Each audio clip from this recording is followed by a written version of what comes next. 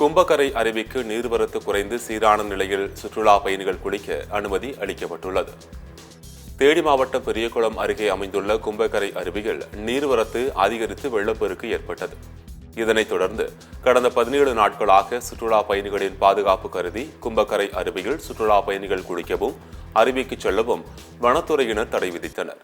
இந்நிலையில் அருவியில் வெள்ளப்பெருக்கு குறைந்து நீர்வரத்து சீரானதால் இன்று சுற்றுலா பயணிகள் குளிக்க வனத்துறை அனுமதி அளித்துள்ளனர்.